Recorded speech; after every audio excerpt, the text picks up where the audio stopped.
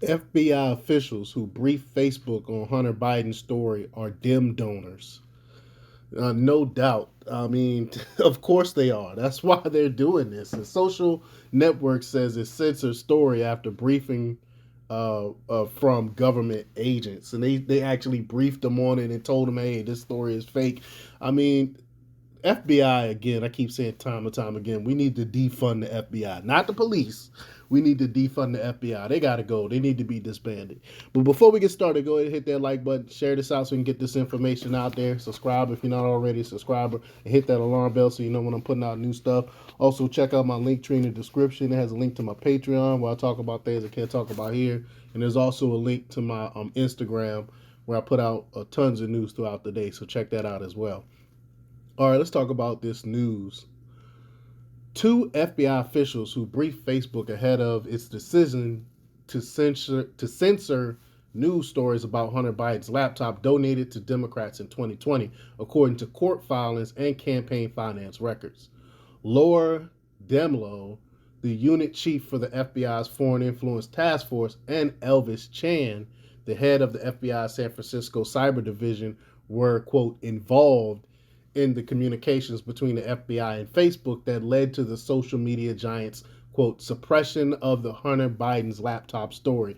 According to court filings on Thursday, the FBI's interaction with Facebook has been of interest since Mark Zuckerberg said in August that Facebook blocked access to an October 2020 New York Post article about Biden's laptop because the FBI had earlier warned the company to be on, quote, high alert for Russian efforts to release derogatory information about the Bidens before the election. See, but they didn't say it was fake. You know, they said derogatory. It says derogatory. So now we just don't release information because it's derogatory for someone that's running for election. I mean, this is just ridiculous on the face of it.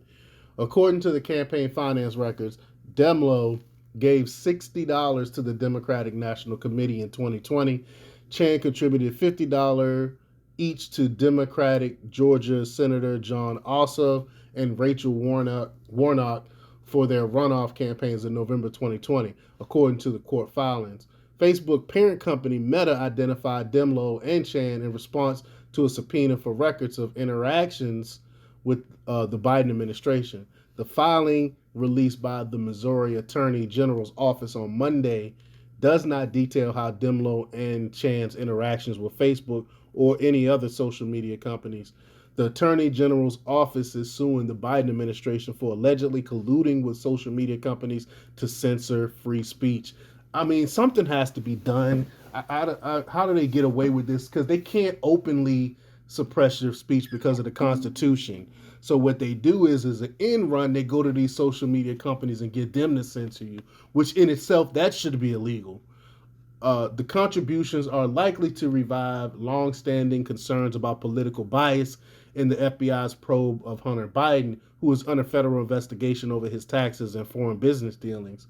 Republican lawmakers have accused the FBI of shutting down aspects of the investigation into Biden and inaccurately referring to reports about the Biden family's business dealings as Russian disinformation. Senator Chuck Grassley and Ron Johnson, and they're doing great work, have for months pressed the FBI for information about who met with social media companies to warn them about the Post laptop story, which cited Hunter Biden emails with the Ukrainian business partners.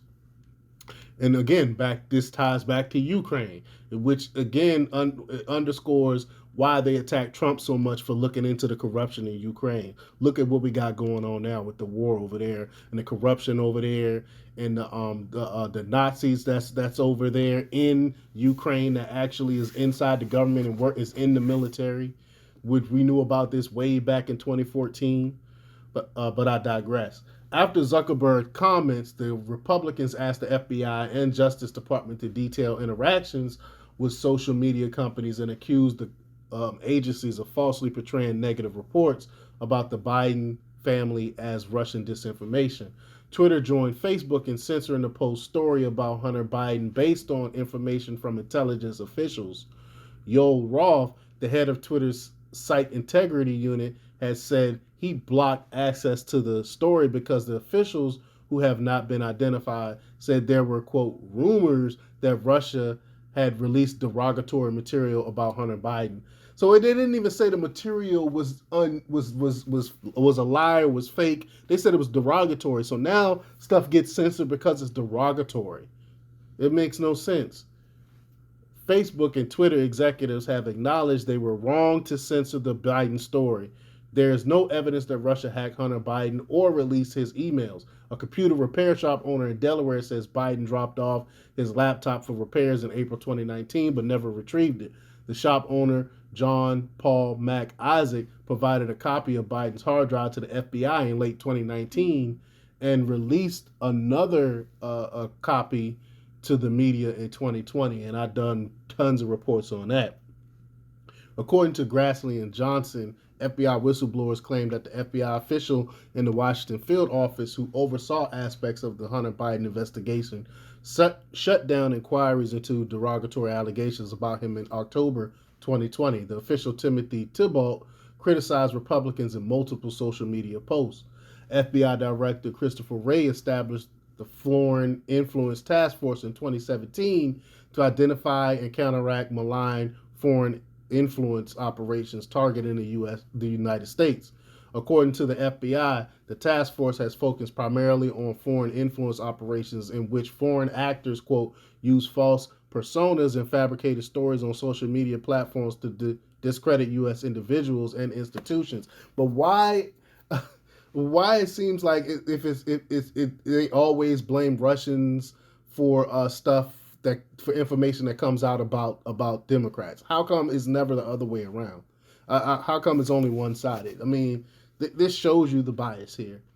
Chan, who works in the FBI's San Francisco field office, has spoken publicly about his interactions with social media companies in the run-up to the 2020 election. He said he was, quote, very involved in helping to protect the U.S. elections in 2020, and that the FBI, quote, worked in conjunction with the private sector. He said he met with technology and social media companies, quote, on a weekly basis before the election to share intelligence regarding any, quote, unusual activity on their networks. I mean, this is not the government's job to do this. You should be able to say whatever you want and not have to worry about the government censorship or platform censorship, as long as you're not calling to violence. This other stuff, man, is totally anti or unconstitutional. Quote, that's where the FBI and the U.S. Government can actually help companies, he said. The FBI has been dogged by allegations of political bias since the investigation into former President Donald Trump's possible ties to Russia, which we know now that there was no ties. All this stuff was made up. But Peter Strzok, who led the investigation, was fired after the discovery of anti-Trump text messages he exchanged with the FBI attorney Lisa Page.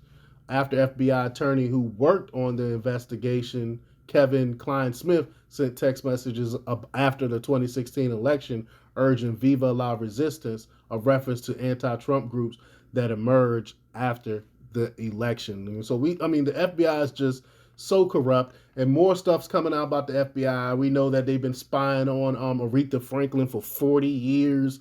Why did the FBI spy on a singer, a black singer, for 40 years? I mean, it's just stuff we know what went on, how they was spying on Martin Luther King and Malcolm X and all the other civil rights figures.